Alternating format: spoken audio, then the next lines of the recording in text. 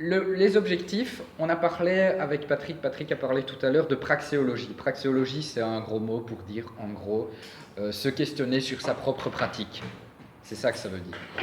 Et donc, c'est un des objectifs de ce cours de philo, c'est de pouvoir mettre des mots justement sur nos choix moraux, nos choix épistémologiques. C'est quand on s'engage en éducation média, quand on s'engage finalement pour questionner la vérité de ce que nous disent les médias, ou bien la moralité, c'est quoi des comportements qui sont chouettes sur Facebook ou sur d'autres réseaux sociaux ou sur des apps, finalement on se positionne moralement. Et le but ici, un des buts, c'est de pouvoir mettre des mots sur nos positions morales et voir si finalement, alors derrière le mot neutralité par exemple, qu'est-ce que ça veut dire ? Qu'est-ce que ça veut dire neutralité ? Quand je dis je suis neutre en éducation média, ça veut dire quoi ? C'est quoi la laïcité ? C'est quoi notre rapport aux religions, par exemple ? Ça peut être des questions. Alors, les enjeux de l'éducation média, en fait, c'est un des trucs qui fait que depuis 2014, je donne ce cours. En fait, les enjeux de l'éducation média, on parle, si vous reprenez la matrice de Smet Fastré, vous reprenez la matrice, c'est quoi les compétences médiatiques ? C'est connaissances informationnelles, compétences sociales et compétences techniques. Eh bien, en fait, on retrouve des domaines de la philosophie. On retrouve notamment la question de la connaissance fiable, l'information. C'est l'épistémologie, en gros. C'est la partie de la philo qui s'intéresse à la connaissance, à ce qu'on peut connaître, à ce qui est vrai. C'est ce qui s'appelle l'épistémologie. La partie de la philo qui s'intéresse à la socialisation, aux relations et plus largement au bien, au juste, c'est l'éthique. C'est la philosophie morale. Et enfin, la technique. Alors, il y a côté technique, efficacité, faire quelque chose d'efficace. Là, on est de nouveau dans la philo morale, dans la philo pratique. Mais il y a aussi la technique au niveau esthétique. Quand je produis un document audiovisuel, quand je fais un reportage, il y a vraiment une dimension d'artisanat. L'art, l'esthétique, c'est une partie de la philo. C'est quoi le beau ? Et donc, en gros, on va avancer avec ces questions-là. Alors, pour cette intro, en fait, il y en a parmi vous qui l'ont dit. Le truc où je vais rien comprendre, j'ai noté, les philosophes sont des fous aussi, avec cette représentation un peu que la philo, c'est chiant. C'est chiant, ça plane. Et donc ici, moi j'adore Calvin, qui dit en même temps, il est en cours et il gueule à un moment donné, c'est chiant. Et puis, vas-y, tuer le messager, quoi. Et en fait, j'ai envie de dire que Calvin, quand il fait ça, il fait de la philo, en fait. Il fait de la philo. Interroger la philo, il y a Pascal qui disait, Blaise Pascal qui a été cité tout à l'heure, se moquer de la philo, c'est vraiment philosopher. Et je pense que la philo, c'est une démarche, c'est la démarche de poser des questions, c'est la démarche de remettre des certitudes en cause, parfois. C'est la démarche de questionner et de remettre en cause, dans une certaine mesure en tout cas. On verra que c'est pas juste ça. Il ne s'agit pas juste de choter dans le cocotier pour dire qu'on fait de la philo. Et en même temps, il y a quelque chose de l'ordre de la philo qui se joue dans cette posture. De même, lorsque Calvin demande, il dit qu'il a une question à propos de la leçon de maths, et il dit, on va tous mourir un jour, donc ça veut dire, c'est quoi l'intérêt d'étudier ces mathématiques, d'étudier les intégrales ? Et puis, de nouveau, lorsqu'il dit, mon père, il a appris à faire les maths sur Juliet, on pourrait, à mon avis, c'est l'équivalent. Et pourquoi est-ce qu'on ne laisserait pas, maintenant il utilise sa calculatrice, pourquoi est-ce qu'on ne laisserait pas les maths aux machines et qu'on n'irait pas jouer dehors ? Là, pareil, en fait, il questionne le sens, il questionne les raisons d'être de nos activités. Et donc, ces amendements meurent toujours en sous-commission. De même, lorsqu'il questionne le sens de la vie, finalement, il questionne le sens de la vie, il questionne le sens de l'existence, il questionne le sens des choses, le sens tant au niveau de leur signification, qu'est-ce que ça veut dire, mais aussi de leur raison d'être, à quoi ça sert. Deux grandes questions philosophiques. En gros, le philosophe interroge, qu'est-ce que ça veut dire, à quoi ça sert ? Alors encore, j'aurais pu en mettre plein. Donc il n'y a plus de questions, j'ai une question, quelle est la finalité de l'existence humaine? Je parlais de questions sur le sujet, et puis il dit, franchement, j'aurais aimé avoir la réponse avant de consacrer plus d'énergie à ça. Je trouve que c'est vraiment le lieu ici, c'est vraiment le lieu. Demain, vous allez travailler. Euh, bah, voilà, prenons le temps, prenons l'opportunité de se poser des questions qui ont du sens, de se poser la question du sens, justement. Euh, et de se demander à quoi ça sert en fait. Ok, l'éducation média ça me passionne, ou bien en tout cas ça m'intéresse, il y a des thèmes qui m'intéressent. C'est quoi le sens en fait? C'est vraiment important de se dire, allez, ne serait-ce que, voilà, tiens, je revois mon cours et je fais, mais quel est le sens de leur parler de ça en particulier? C'est quoi le but? C'est quoi mon but pédagogique? Et je reviens aux objectifs de mes cours. Je reviens, donc il y a des trucs, chaque année mon cours il change, chaque année il est reformulé, il est reformaté, il y a des trucs qui passent à la trappe. Et je trouve que c'est sain pour un pédagogue de pouvoir se dire, de pouvoir se reposer la question de temps en temps, ça fait partie de la réflexivité je pense, tiens, à quoi ça sert ça? Est-ce que c'est vraiment important pour les étudiants? Alors, il y a des extrêmes en philo. Alors, moi, je me pose la question, à quoi ça sert donc d'enseigner la philo? Est-ce qu'on peut apprendre à philosopher? Est-ce qu'il faut apprendre des philosophes pour philosopher soi-même? En fait, si la philo, c'est un questionnement libre, à quoi ça sert d'apprendre ce que Kant il a dit pour répéter Kant? À quoi ça sert d'étudier des auteurs en philo pour parler de philo? Pourquoi est-ce que juste on n'échangerait pas, on débattrait pas? Voilà. Est-ce qu'il faut apprendre des philosophes pour philosopher? Et je prends cette métaphore de l'âle, cette analogie en fait que fait une auteure de BD qui s'appelle Janine, qui a écrit la BD Balade en philosophie,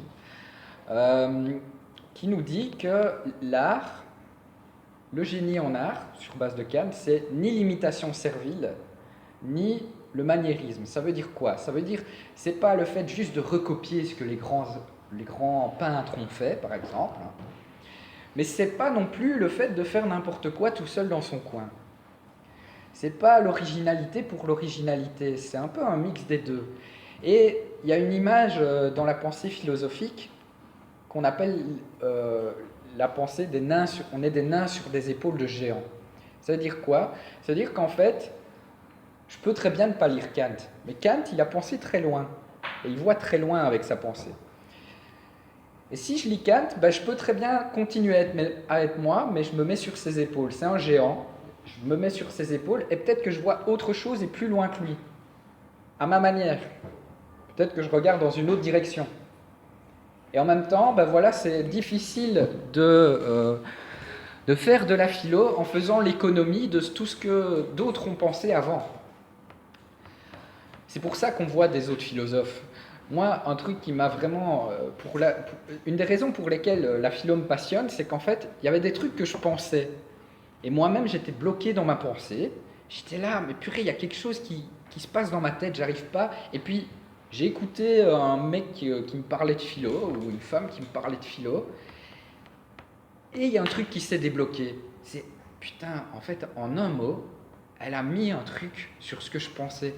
Et elle m'a permis, voilà, d'avancer dans ma pensée. Et je me suis dit, ok, en fait, c'est à ça que ça peut servir. En fait, l'idée ici, ça va pouvoir être de mettre des mots, de mettre des courants sur des trucs peut-être qu'on pense déjà, et de voir jusqu'où on peut aller plus loin. D'accord? Donc, tout comme l'artiste, voilà, si vous avez fait une école d'art ou il y a des bases à apprendre, il y a des trucs d'anatomie. Alors peut-être que tout n'est pas utile, et en même temps, c'est une manière de s'initier. Et puis, il y a quand même cette idée de former sa pensée de manière autonome. Il y a quand même cette idée de choisir son style, et puis justement de pouvoir situer son style par rapport à d'autres styles peut-être. Et donc il y a des défis et des pièges dans la pensée philosophique, dans la philosophie. Les défis, en fait, c'est quoi la philo? J'ai envie de faire une définition par critère. La philo, c'est quelque chose qui questionne, qui analyse, qui déconstruit. C'est comme Calvin. la BD que je vous ai montrée tout à l'heure. C'est le fait de questionner le sens des choses, de déconstruire, de décortiquer. Et en même temps, un piège, ce serait d'être que dans le questionnement, de ne jamais prendre position. C'est en fait, tout est question et du coup, on ne s'engage pas. C'est un piège de la philo, ça s'appelle notamment le relativisme. Un autre défi, c'est de développer une pensée libre, autonome, indépendante. C'est penser par soi-même. Et en même temps, toutes les opinions, peut-être qu'elles ne se valent pas. J'appelle ça la philosophie de comptoir. La philosophie de comptoir, c'est en fait, dès que j'ai mon opinion, c'est mon opinion. Elle est inattaquable, c'est ma subjectivité. La philo, c'est quand même une pensée avec une certaine rigueur. C'est pas juste une biaise opinion. Alors, c'est quoi qui différencie une biaise opinion d'une bonne opinion? Ça, c'est une question de philo. Développer une pensée générique à visée universelle, ça veut dire une pensée qui ne vaut pas que pour moi. C'est une pensée qui devrait pouvoir rallier des personnes à ma cause, qui devrait pouvoir faire consensus. Et en même temps, un des pièges, c'est un des reproches qu'on fait à la philo, c'est « ouais, mais la philo, c'est que des théories, c'est hyper abstrait, parfois même des généralisations abusives. » Sous couvert de philo, faire des généralités, pour moi, c'est pas faire de la philo. Et puis, développer une pensée conceptuelle. Dans ce cours, il y aura un certain nombre de concepts à apprendre. Alors, c'est une pensée en tension, la philo. Si je reprends la morale du juste milieu d'Aristote, justement, l'idée d'Aristote, c'est que toutes les vertus, toutes les qualités se situent dans un juste milieu entre deux extrêmes. Par exemple, le courage, c'est une vertu, c'est une qualité, ça se situe entre la témérité et le fait d'être peureux, d'être couard. Donc, entre le fait d'être, je suis une tête brûlée, je fonce sans me poser de questions, et le fait d'avoir peur de tout, il y a le courage. C'est ce que nous dit Aristote, morale du juste milieu. Eh bien, la philo, c'est aussi une question d'un équilibre, d'un juste milieu à trouver entre le fait de manquer de concepts, de ne pas nommer les choses, et le fait d'être juste dans du jargon, dans du verbeux. Parler pour ne pas se faire comprendre, c'est pas du tout mon truc, perso. J'espère que vous ressortirez pas de ce cours en disant on n'a encore rien compris à la philo. Si vous ressortez, je dirais ok, j'ai perdu mon année, quoi. Donc voilà. On se situe aussi entre l'opinion subjective, le jugement subjectif et la restitution de thèses apprises. L'idée, c'est de pouvoir se faire sa propre opinion et en même temps de se référer à des concepts, à des thèses, à des autres idées, à des autres avis. Et puis, entre le questionnement et l'absence de questionnement et la perte dans le questionnement, je peux en témoigner, perso. Il y a toute une période de ma vie où tout n'était que question, tout n'est que doute, et on sait ce que ça peut donner, par exemple, avec le complotisme. C'est pas nécessairement à ça qu'on veut arriver. Tout remettre en question tout le temps, c'est juste pas facilement tenable. Et c'est pas ça la philo. Et pas dire je doute de tout. Quand je dis je doute de tout, d'ailleurs, est-ce que je doute que je doute? D'accord? Alors ça, c'est par rapport à la pensée philosophique. La pensée philosophique, elle a des objets spécifiques. Des objets spécifiques, ça veut dire des thèmes. Des thèmes philosophiques. Il y a vraiment des thèmes philosophiques et je vais vous faire passer 4 ouvrages. Ce sont des ouvrages de base de philo que je vous recommande, qui ne sont pas obligatoires, comme je vous ai dit, mais c'est vraiment des bonnes bases. Ce sont des petits livres. Et il y en a 3 sur la philo morale. Et il y en a un qui est plus... Donc, L'Oiseau de Minerve. L'Oiseau de Minerve de Jacques Follon, c'est un ouvrage de base de la philo qui est justement par concept, qui fait la différence, par exemple, entre matérialisme et idéalisme. Ce n'est pas un livre d'histoire de la philo. C'est vraiment des bases conceptuelles, super intéressant, super bien fait, super clair. Vous avez L'influence de l'odeur des croissants chauds sur la bonté humaine. Ça, c'est un ouvrage de Ruhen Ogienne que je viens de terminer, qui est assez intéressant dans le sens où il parle d'expérience de pensée. Super gai. Vous avez peut-être déjà entendu parler du dilemme du tramway. Le dilemme du tramway, en gros, c'est vous êtes à un aiguillage, il y a un tramway qui a les freins qui ont lâché, qui fonce vers 5 personnes, est-ce que vous changez l'aiguillage pour le faire foncer plutôt sur une personne? Sur base de cette expérience de pensée, eh bien, on discute des a priori moraux des personnes. En l'occurrence, un a priori moral conséquentialiste ou utilitariste consiste à dire que nous allons effectuer un calcul rationnel pour diminuer les peines du plus grand nombre et maximiser les joies du plus grand nombre. En l'occurrence, si vous actionnez le levier pour que le train il aille percuter une personne plutôt que 5, ben vous êtes plutôt utilitariste, conséquentialiste. Voilà. Et donc, sur base d'expériences de pensée concrètes, comme celle-là, eh ben, ça discute de philo-morale. Les 2 autres ouvrages, il y en a un, sont des ouvrages de base, en fait, d'Eugène aussi, c'est un auteur que j'apprécie beaucoup, sont des ouvrages de base sur la philosophie morale. Voilà, tout simplement. La question qui était posée tout à l'heure. Donc, il y a des grands domaines de la philo. Il y a des thèmes spécifiques à la philo. La question de la vérité, par exemple, la question de ce qui est vrai, c'est la question de la philo théorique, la question de la philo épistémologie. Ce sera la première partie de ce cours. On va interroger notre rapport au vrai, à la vérité. C'est quoi la vérité? Est-ce qu'on peut dire des choses plus vraies que d'autres sur la réalité? Ça, c'est une question de base en épistémologie. Est-ce qu'on peut dire des choses plus vraies que d'autres sur la réalité? Est-ce que je peux dire que je suis assis sur une chaise? Je vais poser vraiment cette question-là. Parce que selon ce que je réponds, il y a des gens qui vont dire « mais non, en fait, alors on est dans la matrice, on est dans Matrix, ou on est dans les Sims, il y a une intelligence supérieure qui nous fait croire qu'on est assis sur une chaise. Mais en fait, on est des cerveaux dans une cuve, et la cuve nous envoie des informations dans le cerveau. » Alors, ça va être difficile de débattre avec des personnes comme ça. Et en même temps, c'est un parti pris philosophique possible. Ça fait partie des possibles partis pris philosophiques. On va discuter des enjeux et des implications pédagogiques de ces partis pris philosophiques. Le fait de dire que toutes les vérités se valent en éducation média, ça a un impact. Le fait de dire qu'il n'y a qu'une seule vérité en éducation média, ça a un impact. Si moi, ma vérité par rapport aux médias, c'est BFM TV, et c'est la seule vérité possible, je suis bien embêté quand il s'agit de parler du phénomène des gilets jaunes, que Patrick mentionnait tout à l'heure. Comment est-ce que je gère la diversité des points de vue lorsque je fais de l'éducation aux médias, ou lorsque je fais des médias, ou lorsque je fais de l'éducation?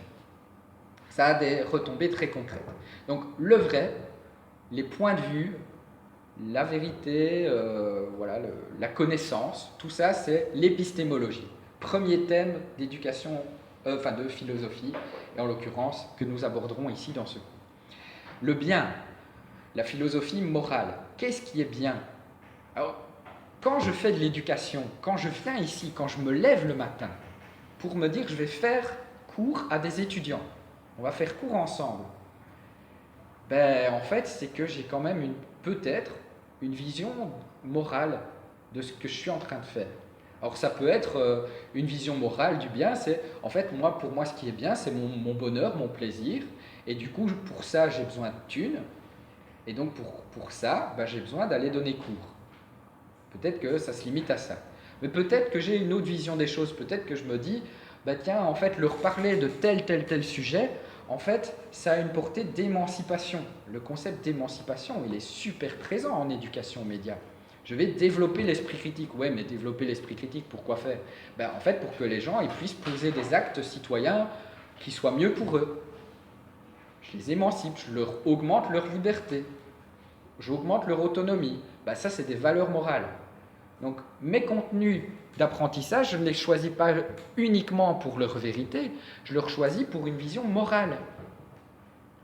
Ça pourrait être tout simplement aussi, voilà, pourquoi est-ce que j'ai choisi de passer un Monsieur Manhattan avec Poulvord? Le plaisir, c'est un critère moral. La motivation dans l'enseignement, la motivation des élèves, on sait qu'elle dépend notamment du plaisir, c'est une question morale. Le fait de se dire, attendez, on est dans un monde qui va de plus en plus vite, où on est sollicité à mort par la pub, par les notifications sur nos téléphones, etc. Et si à l'école, on se prenait un temps pour mettre les tracas du quotidien entre parenthèses et juste prendre un peu de distance par rapport à ça? posture morale. Ça va?